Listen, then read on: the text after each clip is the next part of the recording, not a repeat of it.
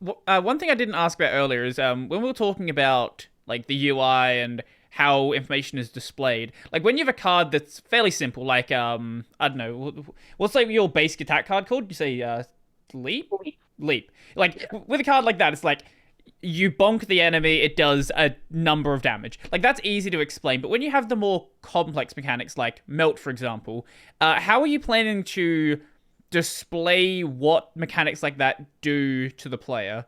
Like, is there going to be some sort of tooltip system? Is there going to be some sort of help system you can see where it lists out all the mechanics?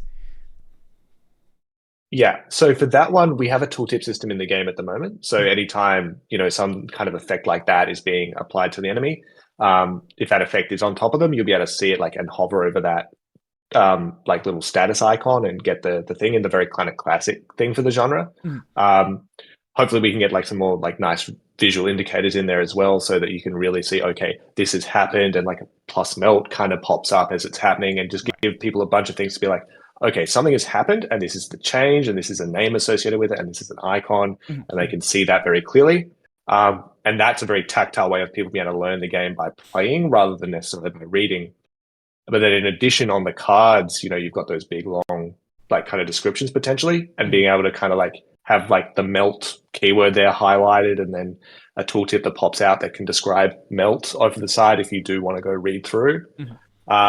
And then one of the other things we're looking at as well is potentially just kind of bringing things to a more glyph based kind of description of the card. So Mm. where possible, rather than writing a word, having the pictorial representation of that to really just be a bit more efficient with space and like hone in on people's like, shape language a bit more than just like so much words being thrown at you. Right, right. Because I can imagine some cards, it could trying to work out like what you want to actually fit on the card. I can imagine is quite a challenge. Yeah. Like you can always I make the mean, font smaller, but if you want it to be readable, like you have problems there. yeah. Yes. Yes. Just yes. Just And yes. even beyond that, there's a certain amount of text you can throw at people. Mhm. And like, even if you tell them like all this stuff in text, like, do they understand what you said by the time you've used that many words at them with like kind of like this logical, twisty stuff? Like Right. some players will love that. Like, the kind of people who are born to go through like The people who play contracts or something. Yu-Gi-Oh who want to read an Yeah. essay on each of their cards. Yeah. And then you have like, so I remember some of my earlier ones when I was throwing builds at some of my friends. They would just not read the text. They just wouldn't. And I was like, oh, cool. Do you not understand what the card, like what the text is saying? And I was like, it's like 5 words. And like, they're like, oh, no, I just don't read them. Like, and like these people play roguelike deck builders. Like they enjoy it. It's just like they will learn by playing, which is like a really wild thing Right. for me because like that's not how I play. But Right. They hey, just they're know what the there, card and art means after having used it. yeah, and so they might Hmm. see something like the numbers or something that pop Mhm. out there, but like, yeah, it's kind of interesting. And so they're having a Hmm. blast. So like, yeah, okay, cool. Like, what can we do to help make that like play style and that like approach to games? Mhm. Like, we could either be like, oh no, we don't like it. Or, I don't know, it doesn't seem productive at all. So Mhm. we might as well be like, okay, cool. How can we lean into that? Mhm. Yeah. Yeah. I look, if people are not going to read the cards, like there comes a point where like there's only so much information you can provide, and you can only provide it in so many convenient Mhm. ways. If people are just not going to look at the information no matter how you present it, at the end of the day, like I don't know what you can do about that. Yeah, I mean, and it's a tough problem. Like, so some of it, this isn't going to be everybody, of course, but so some of it will extend from like accessibility stuff. So people with Right. like various different levels of vision and things like that, Mhm. they'll see a card and they'll see the text there. They'll just be like, "This is actually too like in like a bunch of the games. This is like too much of a strain for me to actually try to read it in the forms that it's presented." Mhm. So they'll kind of be able to pick out like a few key bits and pieces, but then like kind of just learn what it does potentially. And so there's like, yeah, coming back to that kind of glyph system where, okay, cool. We've just bought ourselves so much more space to be able to just like enlarge things for people now, and be able to like slim down some of those mechanics and find really efficient ways of describing stuff. and then potentially maybe take some of the cards that were really complex and go, this is a really cool effect, and like love the theming and all that kind of stuff, but it's just like there's too much going on in this card. It's something for a modder to make for people who want to do that, potentially, and like, but maybe is that part of our base set? You know, like all those kind of questions. So you mentioned sorry, go on.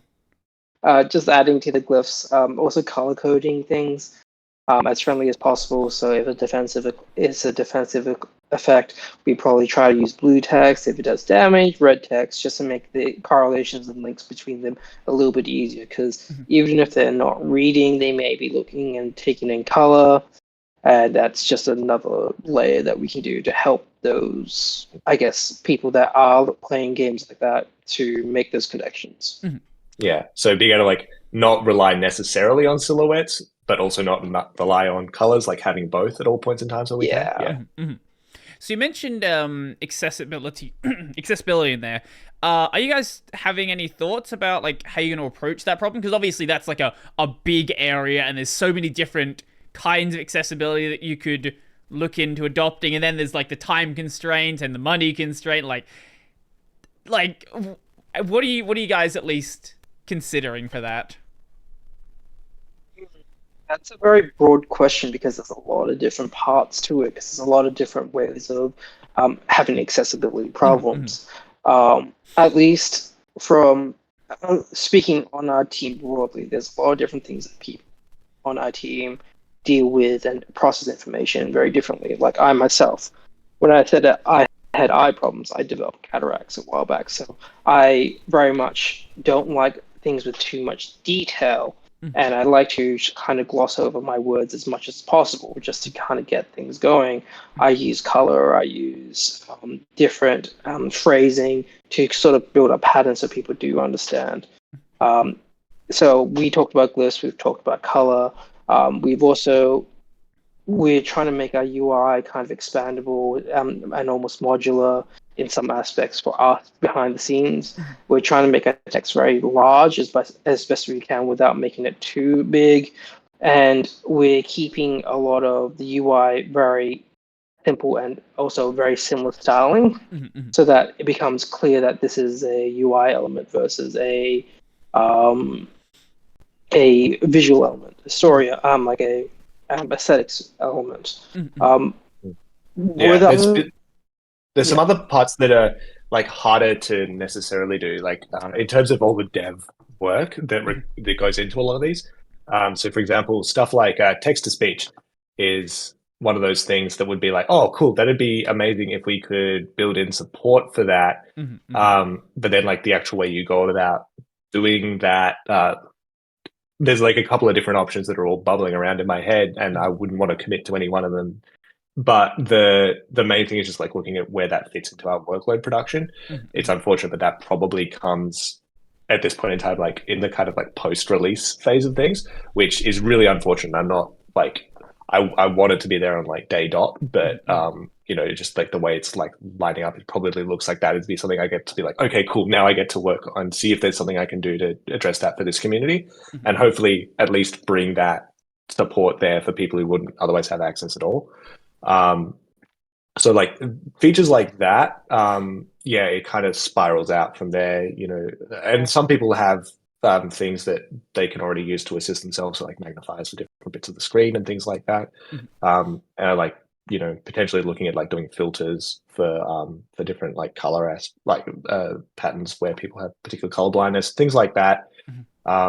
Yeah, you know, there's a wide variety there. Having like different input device support as well is one of those ones where we're kind of interested in. Because I know you guys are planning to support Switch, so I'd assume that the PC version is going to have controller support as well. I don't see any reason why you wouldn't do that if you're going to go Switch at some point in the future. Yeah, so controller support is one of those things that we definitely want to make sure we get in there once we've got the UI like kind of locked down a bit in terms of what we want to do with mouse and keyboard.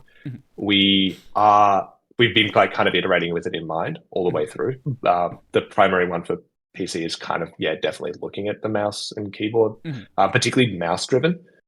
Keyboard support obviously to accelerate, but like you should be able to play with just a mouse and not have any issues.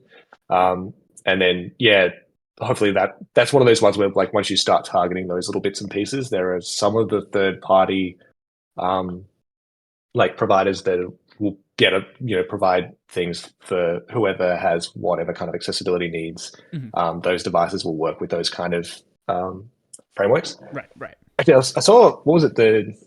I'm not sure if you would have seen the Neuralink guy recently. Him playing just playing Civ. Yeah, just with its mind. So like stuff like that, that's just using the old mouse and keyboard stuff. So you can go a long way with some of those. Kind of crazy, but so hopefully we can support a broad range of things. A lot of the like esoteric devices basically just hook into controller support anyway. So if that's there, like usually like that gets you most of the way there. Yeah, definitely. Yeah, and so we're pretty like hopeful that we can be able to get all of that in for release and stuff like that. Yeah, that shouldn't be too much of a challenge. I would have thought. Yeah.